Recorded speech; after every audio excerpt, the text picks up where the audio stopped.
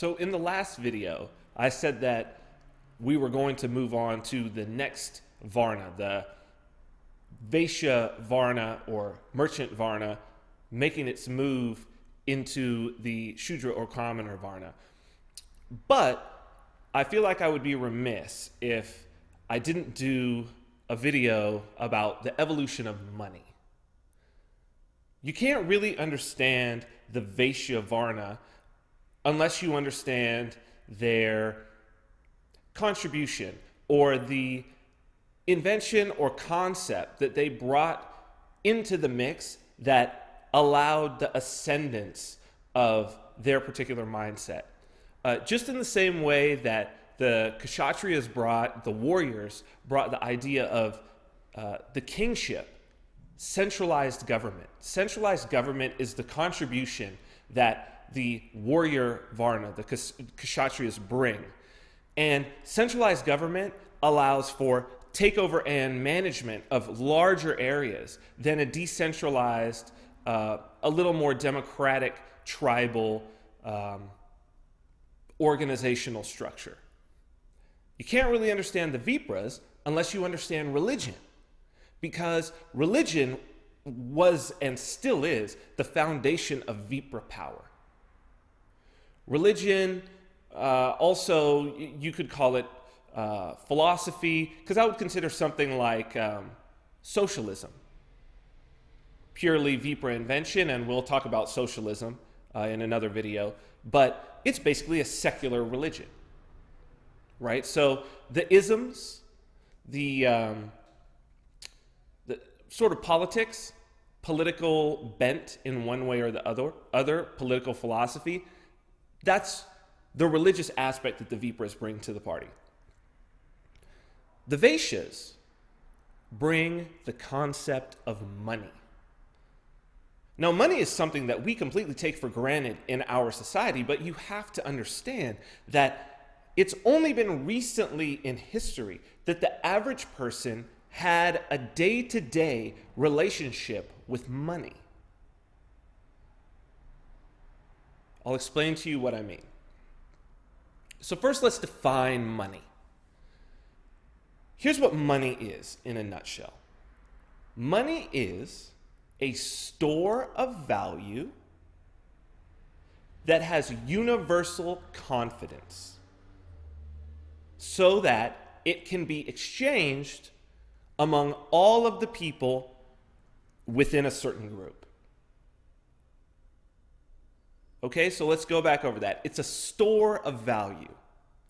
Store of value meaning it's not something that in and of itself is valuable, but it conceptually stores a certain amount of value within it.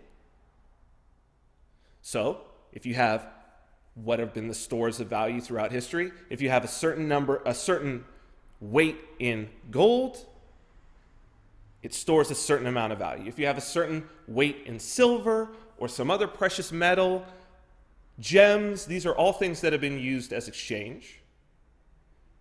And now, currency, a dollar bill in your pocket, greenbacks, right? Or the currency of another country, or numbers in a bank account, right? Because it's just numbers in a bank account if I take my credit or debit card and I give it to a merchant. But they recognize that as a store of value. Okay? Store of value, universally accepted within a particular group. Okay?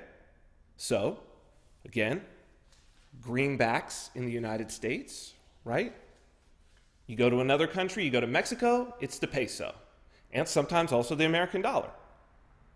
Right? So the American dollar is money in Mexico, at least in northern Mexico, as much as the peso is. The American dollar is also money. If I just fly on down to Panama, I don't even have to exchange my money because they use the American dollar. In the oil market, the American dollar, among all the people buying oil on the open oil market, the American dollar is the de facto money, means of exchange. But let's say I fly out to Prague I'm going to have to exchange my money because I could walk in with $1 million in American currency in a suitcase, and I wouldn't be able to buy a coffee. They wouldn't take it. So it's not money there. You know, as they say, it's not worth the paper it's printed on. Okay, so that's the first thing to understand, that it's a concept, a store of value, a concept. It's not real, it's an abstraction. Okay? Now let's talk about the evolution of money so that we can understand how the Vaishyas rise to power. How this happens. If you understand the evolution of money, you understand the evolution of Vaishya power. Just like if you understand the evolution of government, which is basically the exertion of a monopoly of force across a particular geographic area, you understand the evolution of Kshatriyan power. If you understand the evolution of religion, you understand the evolution of Vipra power, of thinker power. It's their ultimate power structure, right? Because it's the thing that allowed them to take over the kings. And when you have religion and kingship together, ethical philosophy and kingship together, even if you remove religion but you set up laws, because really isn't that what religion is? 10 Commandments, what are those laws? What is the fundamental aspect of religion is the laws. How do you know if someone is a Muslim? A devout Orthodox Muslim. The laws of what certain clothing they have to wear, of what they have to eat, that they have to pray several times a day. Get it? Laws. When you take the laws, the kingship, and you abstract them out, you get government. So understanding religion, understanding ethics, is to understand the thinker road to power. Money is the Vaishya or merchant road to power. So let's talk about the evolution, the story of it. What most people don't, I mean, it's there. Most people just don't even stop to think about it. Certainly not something that we're taught in school. Thank God we're not taught it in school, because I think a lot of people would be very unhappy with the way that things are in society. People are talking about money a lot more. They're like, you know, Federal Reserve, this and that. But I feel that really the basic understanding of the evolution is being left out of that discussion. I think maybe because most people don't really know, the people who are talking about it don't really get it, I think, is maybe the real reason. I don't know. So let's talk about the birth of money as we know it. As we said in the last video, the Vaishyas come in and are sort of brought in and given a seat at the table and start to be valued by the Vipras, who are administrating cities that have now grown up thanks to warrior power protecting them. And the administration by religious, because, for instance, in ancient Egypt, you're having basically the king is a god. Otherwise, you're actually having, like in Jerusalem, you're having the priest actually being the king, priest king, essentially. The high priest is in control. Still have this sort of situation in places like Iran, where the theocracy, the Supreme Council of Ayatollahs, can actually determine and tell the president, the elected president, what to do. So, as you recall, the merchants come in because these cities are safe places for them to exchange and to gain profit. And a portion of that profit is taken by the king, by the thinker administrators, in exchange for keeping these guys safe, protecting the trade routes, to and from, around, punishing bandits, all of that. Still very much the role that governments play for businesses, for instance, in cities. The common complaint amongst the populace is, well, why do the business owners have all the say? Yeah. They need them. They need the merchants. The merchants are what give them their revenues. Right? Property owners and merchants. And it's always been that way. So they come in and, the initial trade and trade between, say, indigenous tribes is essentially trade. It's barter. I have a thing, you have a thing, like you have some, I don't know, bananas, and I have some fish, and we sit and we barter how many bananas for how many fish, and when we come to an agreement, then we make the exchange.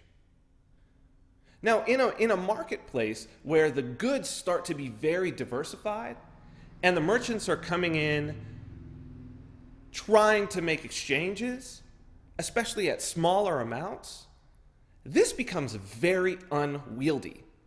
Like, if I'm a spice trader, I don't want to be stuck with your bananas. I don't sell bananas. So, on its own, evolution happens. Now, there's two different simultaneous and parallel evolutions, and they're both very important. The first evolution that happens is an account of credit between merchants who are there,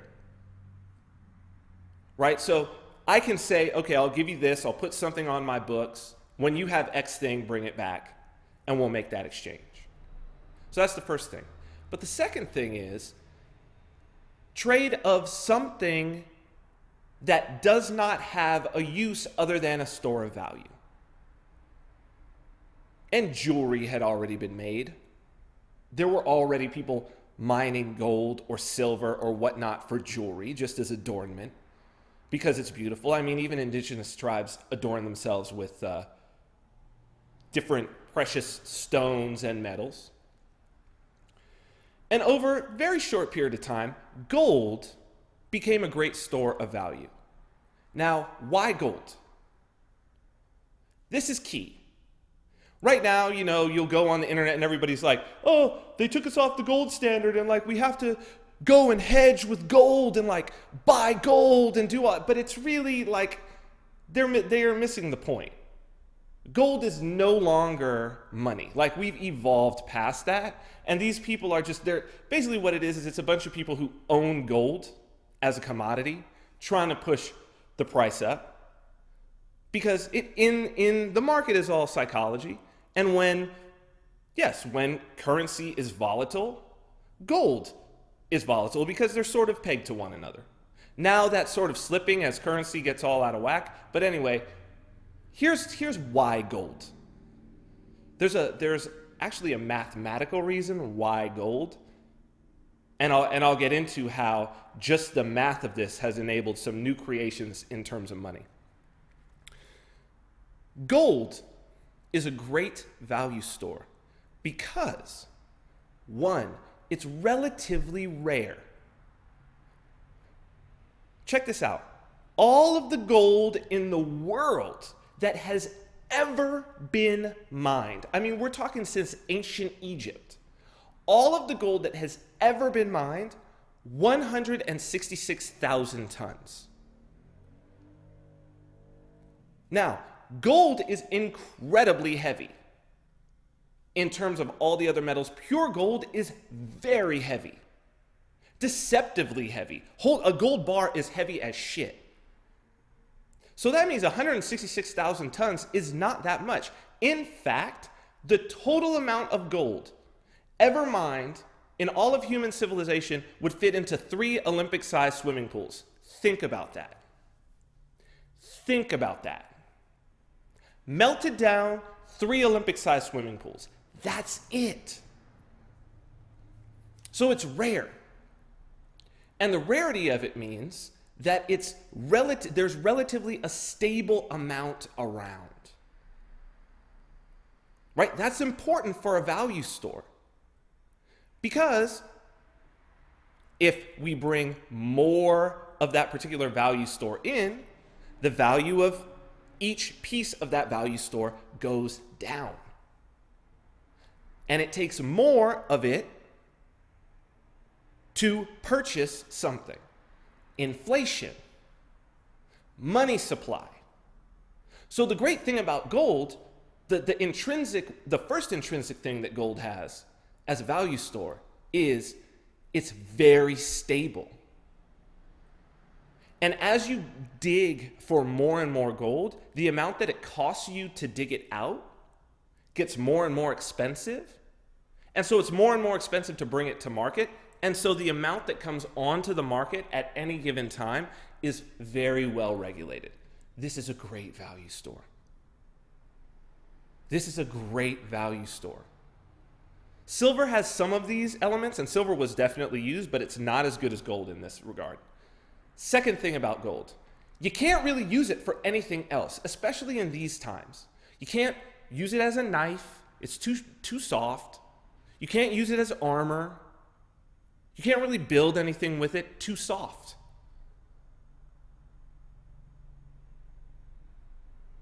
The other thing about it is heavy, very heavy. Now, what does the softness and the weight allow immediately? It allows you to check for the purity of the gold. You can sort of, if you're used to holding a certain amount of gold, you can kind of feel. Or if you have some gold you know that's pure, you could go like this. You often see in old depictions of merchants, what do they usually have? Scales. Right? That really becomes valuable for checking for counterfeit. Also, what's this motion? Biting a coin? Because gold bends. In fact, the Spanish, their pieces of 8, it was actually so that you could break or cut a gold coin into little bitty pieces. Try doing that with a quarter. You feel me? So that's the other part about it, that you can break the gold up into smaller and smaller pieces. It's divisible very easy. So you can start with the big piece and sort of cut it and say, okay, well, this is enough for this, and this is enough for this. Other thing about it, low melting point. So you can retake all the little pieces and remelt them into a big piece to pay for something big. Right, so this is very good. If you think about the ones and zeros in your bank account, it's kind of like that, isn't it? You can just kind of add on to it and then it becomes this bigger lump. Or you could break off little pieces, right? And tiny pieces. I could pay with a candy bar. Or I could pay for a car. Right? I could break off little chunks in my bank account or big chunks in my bank account. Okay. Great value store. These concepts stuck around. Gold is great for this. So, these places get moving. Trade routes start between kingdoms. Gold takes off. Brilliant innovation and picked up really quick because all these places kind of have gold. And it's also great for the kings and the administrators of these cities because now, well, we can just take a certain amount of gold. Fuck, that's great. We don't have to take their goods anymore. What if we don't want these goods? What if we have extra of that? Or no desire, but there are people coming in that have a desire for it. No, we'll just take the gold. And kings develop treasuries now. Right? Kings become all about the amount of gold that they could take. Because the great thing about gold is then they can go back into the market with the gold and buy whatever they want. But still, at this time, the gold is still the domain of the merchants who are selling at the marketplace as a means of exchange between themselves and the kings who are taking it from the merchants coming into their cities, and then the kings can start to use it between them. Fantastic. This starts to build up trade. This is great. It makes trade flow so much easier. But you're going to start running into a situation when the common man starts participating more in the marketplace. Right? When farmers go from mere subsistence, because that's what was mostly going on, to if they have a little bit extra, they've got a city near them and taking it to market and trying to sell it. And people going to market, and those farmers buying things and taking it back to their village. So you get these smaller merchants. And as you get all of these people moving in, you really need a way to prevent counterfeiting. You don't want bad gold thrown into the mix. And a lot of these guys are only part-time merchants. They're Shudra. They're not full-time Vaishya. They haven't had a lifetime of exposure to gold to where they could just bite it, to where they could just hold it. So we need a new way. And we need also a way to punish the individuals if they think that they're going to come in and counterfeit, because that becomes really obvious really quickly. Right? If I can just make this merchant think that my gold is real, I can basically get something for free. Counterfeiting. So, what's a great solution that evolves? The king says, well, we punish bandits. We punish thieves. We're protecting this marketplace, so we'll punish the counterfeiters. But we need some way to authenticate some of this gold. We need a way. So, the king, in his particular region, stamps his face on it. Takes a chunk of gold, says, okay, this is however much in gold, in weight. Take out all these weights, take the weight, stamp the face. Take the weight, stamp the face. Take the weight, stamp the face. The smart ones will make an exchange of pure gold bullion. If I bring him a bar, he'll exchange me back some of those faces. Maybe at a small fee. But it's great because he can say, well, only these faces can be used within the market. No other king's faces, and if we catch you doing that, you're done. You're either exiled from the market, we're going to kill you, whatever. Also, what it does is, if a counterfeiter decides he's going to stamp the king's face onto some gold that isn't exactly pure and isn't at that weight, or is going to shave it down and stamp the king's face, well, he just made an affront to the king, didn't he? He's now really fucked. Like, he's impersonating the king. That's about the worst thing that you could do. He just dissed the king. It's going to be off with his head. So this is a really good solution. And as a matter of fact, these gold coins, as the means of exchange in marketplaces around the world, particularly in Europe and the Middle East, lasts a long time. I mean, they go back to Rome, where the Romans were actually able to do some stuff where they started playing around and they're like, you know what? This doesn't even have to be gold.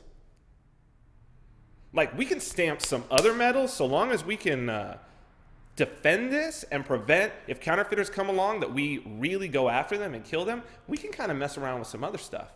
But in international trade, these gold coins, they become the de facto money. And it just increases trade. But I'm talking about from the Roman times up through the 1800s. Think about how effective this is as money. And the Vaishya, at this point, are traders.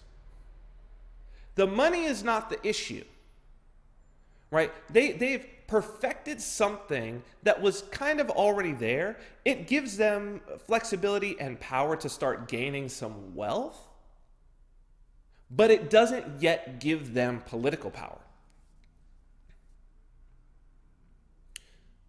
Basically, two things happen. Two important things. They happen about 300 years apart from each other. The first one is the discovery of the New World.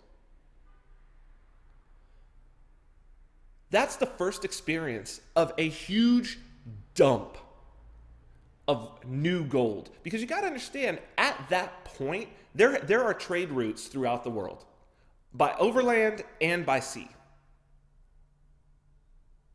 Trade is happening. Like the gold that's in the world is there for what they know.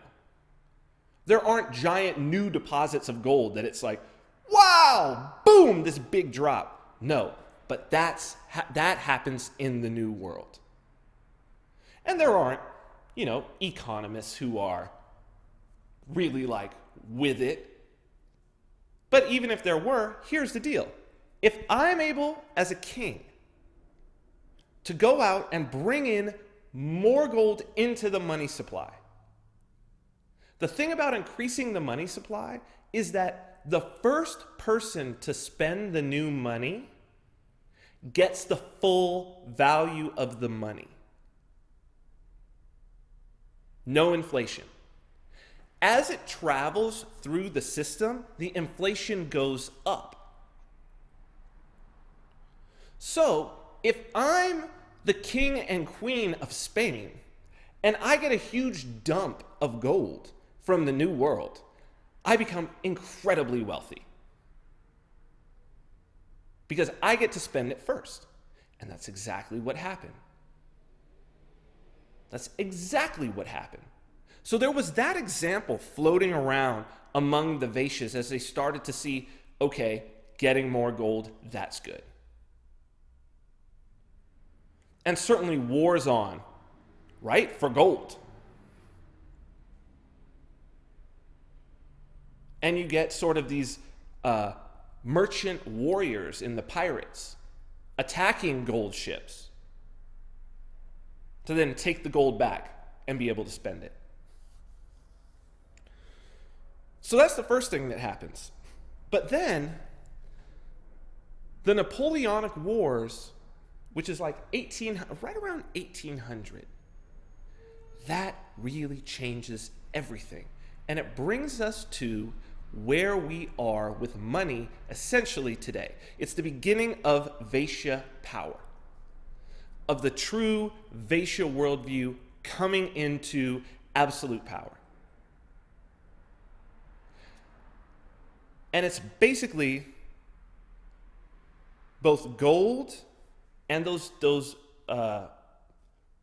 ledger balances that we had talked about before coming together in one man. Nathan Meyer Rothschild. He's in England, member of the Rothschild family. He's really the one responsible for turning it into a dynasty. He is to money what Steve Jobs is to the personal computer. And if you're watching this on an iPhone, that's a personal computer in your pocket. He's that. He's that important. When he starts out his career, his family's pretty good in terms of merchants. He's got 5 brothers, or he's one of 5 brothers, so he's got 4 brothers. His father's from Germany, sends them all out to different cities. And he's actually kind of the worst businessman out of all of his brothers. But he's a straight up hustler. He's a hustler. And he's always looking for an angle. The first angle that he develops, which is very important, is he's utilizing those ledgers. He, in a way, is like the first person to create a credit card almost. So basically what's happening at the time is you've got all of these merchants. Now remember, money is about trust. This is something that Nathan gets really, really well. He gets that money isn't gold, money is trust. And you don't need gold if you have trust. Right? You trust your bank that they're not going to just start taking zeros off of your balance in your bank account, right? That's why you never make them give you cash or show you the cash in the vault. You just have trust. So Nathan, he gets this. He figures it out. And what he starts to use is a system that the merchants across Europe, particularly in Northern Europe, use between each other, called bills of exchange. And a bill of exchange is basically an IOU. Today, we still use them. If you run a business, you might be familiar with the idea of like a 30-day net, right? So I'll give you an example. If I run, say, a restaurant, and I have a restaurant supply house that supplies me like, say, ketchup and flour and sugar and ingredients, basic staples and ingredients that I need. It's very unwieldy if I run out of something and I call them for them to always be like, show up with the delivery and then I pay them that amount right there. What most of them will do is like, they'll do a 30-day net where it's like at the end of the month, they give you an invoice and then you have for all the things that you ordered during the month, and then you have 30 days to pay them back. So this is in some ways a reverse of that. So let's say if you had a trading house in England and somebody brought in a load of tea. Now, I know I can take this tea, I can get it out into the market to the various different sellers, and I know for a ton of tea, I'm going to get 1,000 pounds. It's just a random number. Instead of paying this guy 1,000 pounds because he's a normal supplier to me, I give him a bill of exchange. I say, when you come back 30 days later, give me this bill of exchange and I will have your $1,000 for this ton of tea. In the meantime, or I'll have let's say it's a bill of exchange for $800. In the meantime, I've gone and sold this tea for $1,000. I keep my $200 profit. I keep this $800 on account for him. He comes back, he gives me the bill of exchange, I give him $800. Got it? Pretty simple. It's an IOU. And the big trading houses have so much trust from all the merchants around the world that their IOUs start to become as good as cash, because it's kind of like a bearer bond. It's kind of like a money order or a cashier's check. Whoever's holding this IOU can go back to the trader who issued it and get the money back. So what Nathan starts to do is he starts to trade these bills. The trading of these bills becomes more commonplace, and he's participating in this market. So, for instance, if I'm this trader, I take this bill of exchange, right, for $800. But I need the money right now.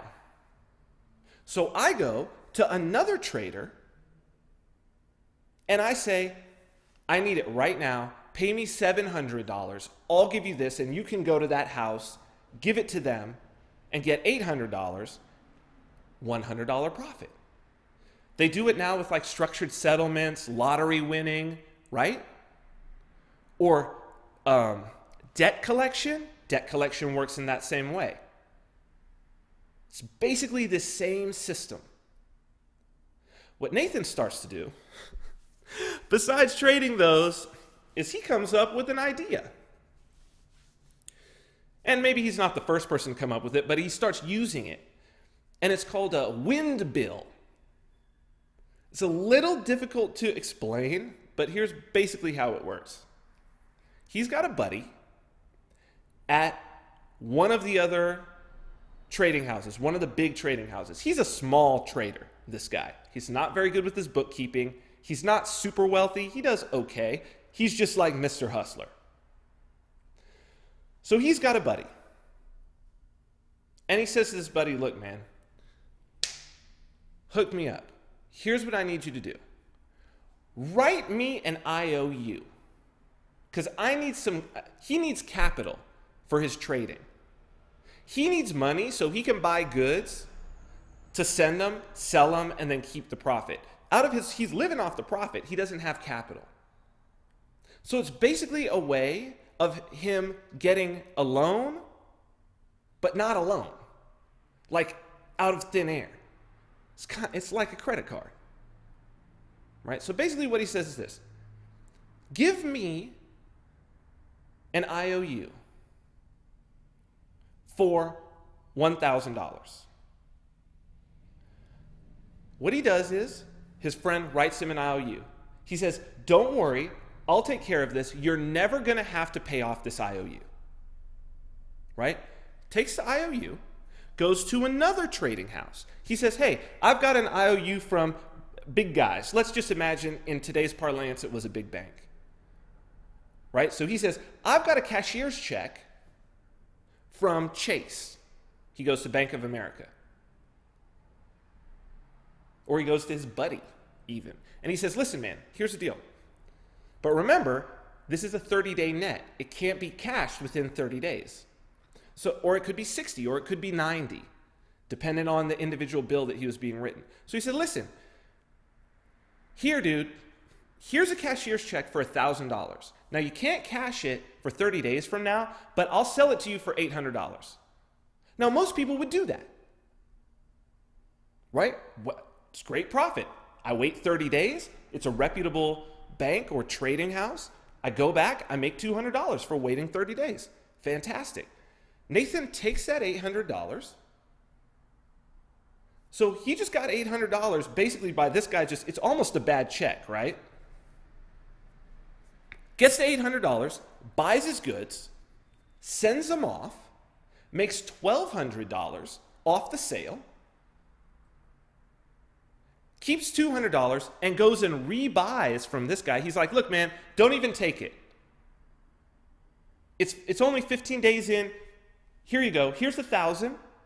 Give me back the cashier's check. Rips it up. Throws it away. He's so good about doing this that his buddies who are writing these for him are writing a ton of these. And they're like, I still got you, man. I still got you. Don't worry. And I'm sure he's given them a little kickback. This is all in letters of the Rothschild family where this is detailed. And there are several really great books that are even authorized that talk about this process. It's brilliant. So he's doing that. A lot of what he's doing with that capital is he is illegally trading gold coins, different faces from different countries, because there's a fluctuation in how much one is at. Sometimes, because of these wars and the different alliances, the need for certain coins in certain places is going up. Because when the British Army, for instance, and this is the key, British Army sends its troops to Spain,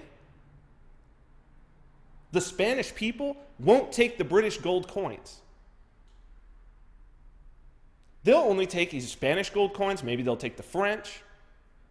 But the French, it's a little different exchange rate. It's like when you go to the north of Mexico, and it's a little more expensive if you buy it in pesos and a little less expensive if you buy it in dollars because they want your dollars.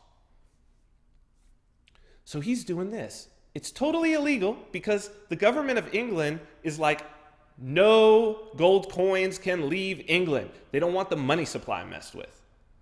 They're starting to get the economics at this point. So he's illegally trading these. He's a smuggler. Gold coin smuggler that he's buying with the capital that he's making from selling these fake bills of exchange. Straight up hustler. Okay? Essentially what happens is, along comes Duke Wellington. He needs to fund his troops in the war against Napoleon in Spain. He can't get his hands on enough coins of the particular type that he needs, be it French, be it Spanish, to be able to pay his soldiers so that they can pay the merchants surrounding. Because if they start attacking all of these merchants, they're all going to turn against them. They want to take over this territory. They just want to fight battles. They don't want to fight against the people. They just want to fight Napoleon. He's trying to keep his troops from going out and raiding. He's trying to be civilized. And word gets around because, some people know. They talk to a few of the merchants and whatnot. How could we do this? In England, they're like, well, there's this guy, he's kind of a smuggler, but like he knows where to get these gold coins, man. I mean, he's got this network. He knows where to get whatever kind of gold coin you want. I mean, it's going to be a premium, but he could get them. So that begins the relationship with the Rothschild family and the government of England. Because sure enough, Nathan delivers. Nathan delivers. And they end up winning that war. And he's a big part of it. And that's the beginning of the move of Vaishyas into central banking, of controlling money, where money itself becomes the commodity, where you have things like currency markets, where if you think about it, again, money is a store of value. There's no real value. A currency market then becomes a game on top of a game. And when there's not even gold attached to it, remember, it's just about trust, about that bill from there to there, about the stamp. And what's the most important part of this guy that most people don't even notice? We spend time talking about who's on it. Oh, they changed it. Yeah, they got the watermark and blah, blah, blah. No. The most important thing on here is the fine print. Pull out a bill and read it. This note is legal tender for all debts, public and private. Signed by the Secretary of the Treasury and the Treasurer. Like this is a contract. It's basically saying you can trust this. I promise that you can trust this. We'll take it. We'll take it as taxes. We'll take it as fees. And that's all a merchant needs. But what are we moving towards? Cashless society. Right? Because it's not about the king being printed on it anymore. There's no longer a need for that little fine print. Because it's backed by the banks, and we trust the banks. That's the Vaishya move into control. When a bunch of zeros in a bank account can really represent value, and when they can create those zeros out of thin air. And that's how the banking system works. You could do more research on that if you want. What you basically have is you have a group of people who now have unlimited power. Or is it? Because there are some elements that have come into play in the last few years, and that math of gold is back in things like the Bitcoin blockchain and that technology. Which that's a whole other topic. You could do research on that. I'll probably do a video later on explaining that, trying to explain it in a little bit simpler way so people understand, because it's pretty fucking amazing. But money. This creation of trust, and that trust penetrating into society in the way that the idea of government penetrated into society and religion penetrated into society. The idea that these numbers are real. The idea that this is real. And we all agree to it and we can't break out of it. It's just like that God is real. It's just like that somehow government is real. That it's more than just laws written on a piece of paper, enforced by a gun. But yet we follow them. That's the move. Kshatriya, Vipra, Vaishya. So now in understanding money and understanding where we sit, you can start to see, perhaps, but I'm going to explain what the next move is. Because that money, as we're starting to see in our society right now, has some inherent flaws when it's stacked game on top of game on top of game on top of game. All right, so that's it for this one. Please, I would love for discussion. VinArmani.com, excuse me, Facebook.com/VinArmani. You can go to VinArmani.com too. That's going to take you to some to my mixtapes, which I would love for you to listen to. But Facebook.com/VinArmani. Let's continue the conversation. And the next video, I promise, is going to be the move from Vaishya back in the circle to Shudra.